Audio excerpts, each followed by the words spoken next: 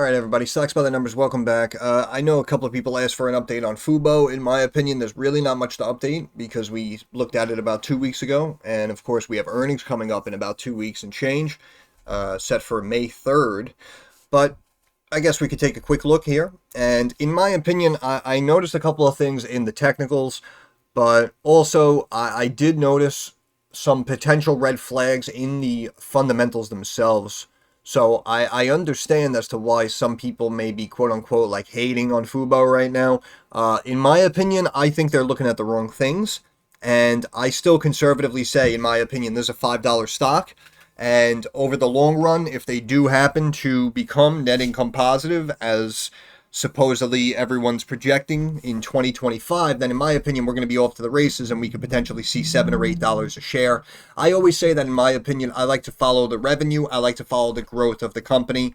And if we come down here and look at the annual growth of this business, I don't think it can be denied. So the fact that it's basically almost back to where it was when we originally looked at it 12 months ago, over 12 months ago, whenever it was, in my opinion, I think that's an absolute disgrace, and I think it's a joke, because not only has the company beating earnings for the last 4 quarters in a row and doing so handsomely on both the top and bottom lines, but also the fact that we kind of started at around this dollar range and then ran several hundred percentage points up to almost $4 a share on 2 separate occasions to just bring it back down now to sub 1.5.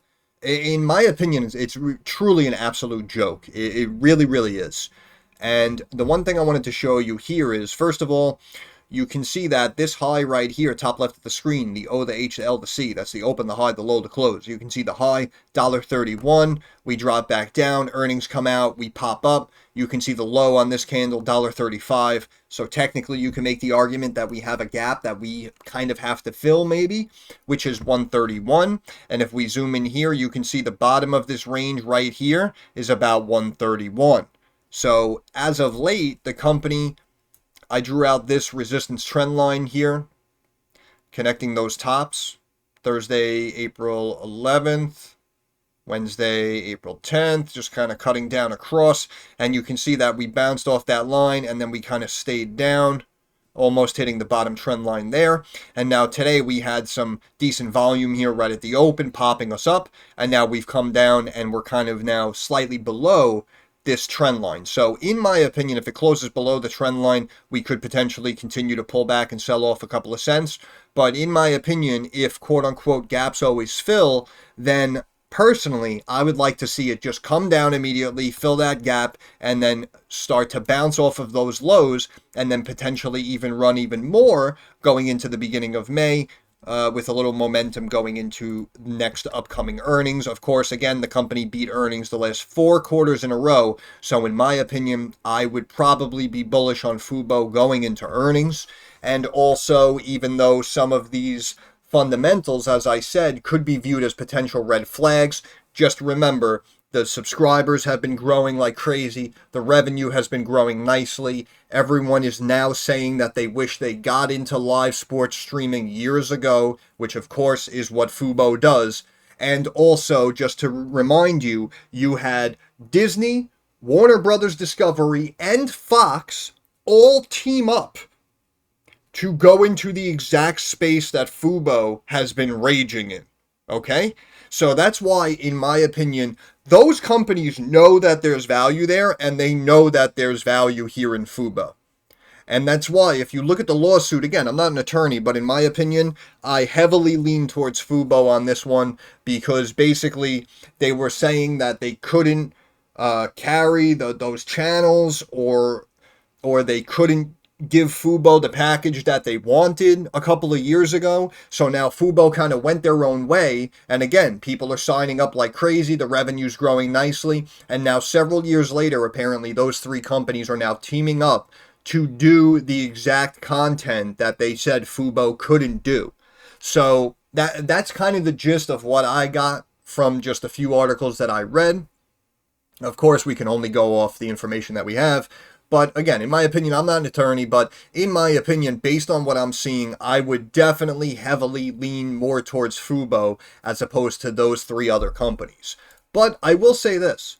Hypothetically, in my opinion, if, let's just say, the settlement does go Fubo's way, right? Let's say the lawsuit ends, whatever, boom, there's a small settlement. Okay, that's it. The whole situation is done with. In my opinion, we may have a situation where one of those other media companies may just turn around and say, you know what, if we can't beat them, let's just buy them. And in my opinion, that could potentially be coming down the road. So just the mere fact, again, in my opinion, that those three companies teamed up to enter this space, again, shows us that there's value here. And because Fubo has become a brand name in this space, this is why I'm saying, in my opinion, if for some reason that joint venture gets blocked and they have to pay a settlement out to Fubo, I think that one of them will potentially just say, you know what, how about we give you, 1.2 billion? How about we give you 1.5 billion and you just come over to our company and we have you under our umbrella and everybody will win, supposedly, right? So, again, obviously that's pure speculation. It's a hypothetical situation. But in my opinion, again, if the settlement does go Fubo's way, we may potentially have one of these larger companies maybe try to buy them out down the road. But we pointed out a couple of technicals. I do want to point out some red flags that I'm looking at in the fundamentals. Because, again, I'm not sitting here saying, it's all sunshine and rainbows. However, I personally feel that the positives are outweighing the negatives. And I have been bullish, in my opinion, on Fubo for 12 plus months now.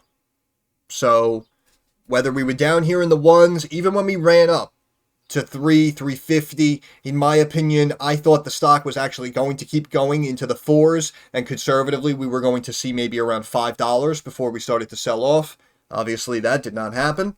However, we can see that the debt was climbing for several quarters here, 442 million, 443, 446, 448, now back down to 443, basically where the debt was this time about a year ago. So in my opinion, that is a slight positive, even though, of course, the debt was climbing before that, which, of course, could be viewed as a slight negative. The company had over $358 million in cash. Now we're down here to sub $250 million in cash. So I appreciate the fact that could be a slight red flag as well. However, look at the free cash flow here. You can see free cash flow sitting here as of last quarter at negative 2.76 million. However, all the quarters before that, it was minus tens of millions. So the fact that that free cash flow is now almost flat and almost positive, in my opinion, I actually think that's a decent green flag. We do have short-term liabilities outweighing short-term assets, which in my opinion is potentially a red flag. However, total assets are outweighing liabilities. However, we have seen the liabilities have been climbing over the last couple of quarters. And now we can see as of last quarter up here 948 million. And we can see that assets have kind of stagnated and slowly began to pull back here. And we're holding like these low 1.2 billion in change levels. And the problem is assets minus liabilities yields total equity. And you can see the total equity has been cut in half, basically, a little over 50%. We went from above 600 million in equity about how many quarters is this? Yeah, 6 quarters, 7 quarters, I guess, technically. But we were a touch over 600 million 7 quarters ago. Now we're here at 283 million. So the equity has gone down, which of course has eaten away at the book value per share. As you see, we were above 3, dropped down into the 2s, and now sub 1 actually, technically sitting here at 99 cents a share. However, we've seen other companies that, in my opinion, have many more red flags than Fubo, and they're trading 8, 10, 14 times book value. So the fact that the book value has gone down, in my opinion, I do not view that as a red flag, believe it or not. Even though technically, I guess you can say it is. But again, what I'm looking at more is the growth over time, and in my opinion, the growth potential that we can see inside of the next 12, 18, 24 months from this point. And what I'm showing here is total revenue minus cost of goods sold yields gross profit. Excuse me. And you can see now that as of last quarter, gross profit sitting here positive 29.35 million, and it has been positive for the last 3 quarters in a row. And before that, we were obviously minus millions and minus tens of millions. So in my opinion, that is actually a green flag. And also, even though the operating income is still sitting here at negative, 50, 70 million, you can see before that we were minus 80, 90, minus 100 plus million. So in my opinion, a lot of these margins and a lot of these metrics are actually heading in the right direction, even though, of course, again, book value's been decreasing and liabilities have been increasing.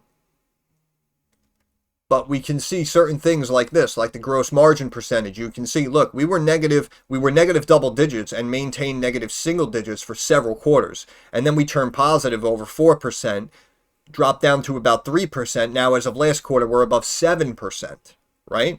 So that's why some of these metrics are moving in the right direction. We have the operating margin sitting here at about minus 17.5%. Technically not the lowest it's been the last several quarters. However, before that, we can see we were minus 30, minus 40, minus 50%. Now we're sitting here at minus 17%. So, in my opinion, heading in the right direction. EBITDA sitting here at minus 15%. Technically not the lowest it's been. Technically not the highest it's been. But obviously, we've come a very long way here to get to this point. So in my opinion, that is heading in the right direction. And of course, the net margin as well, we can see this is actually the best net margin percentage this company has shown for about the last 7 quarters. So that's why, in my opinion, we could try to highlight the negatives. However, I just feel that the long-term growth potential is outweighing a lot of these short-term negatives here. Just in the short term. It's really that simple, in my opinion. And we can look at the revenue growth here, and you can see here during 2020, 200 million in revenue. The next year, over 600 million in revenue, right? That's a 200% increase. Then we went from 638 million to $1 billion. So that's what? 400 million off 600 million. So what's that? About 60%.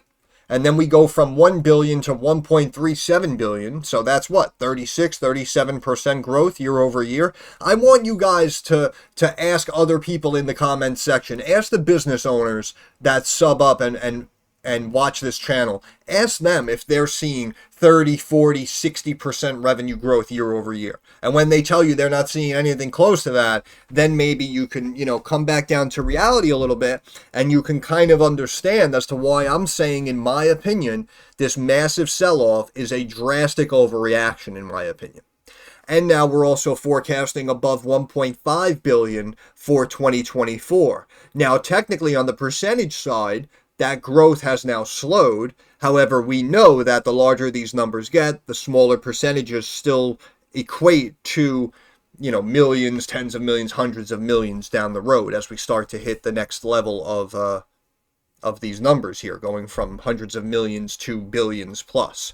So even 1.37 billion to 1.5 billion, that's still 10% growth year over year in revenue. And that's why I'm saying just the fact that the company guided for that fiscal year 24 revenue to be around 1.5 billion as opposed to 1.6 billion that analysts were expecting.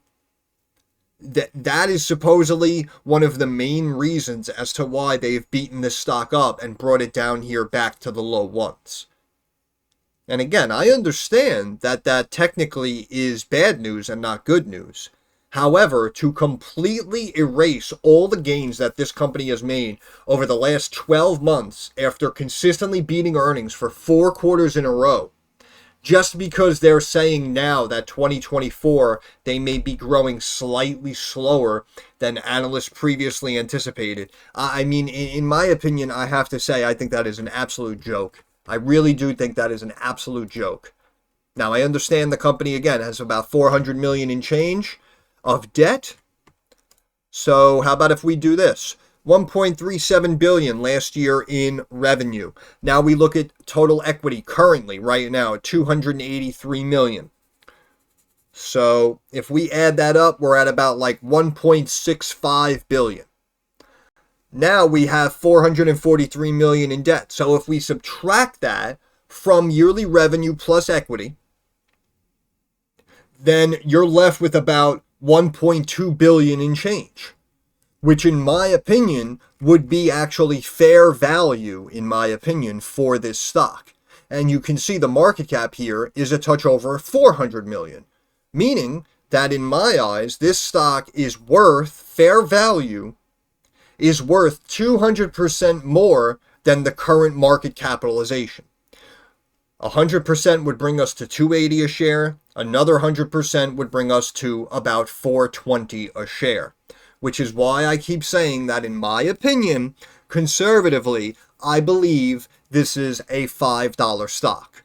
And of course, if we turn around 8, 9, 10 months from now and we roll into 25 and the company is forecasting positivity and it is going to be even better in 2025 than it was in 2023 and 2024, then in my opinion, this stock is an absolute steal down here at this level of now $1.39, almost back to where it was over 12 months ago before they turned the corner and beat earnings 4 quarters in a row.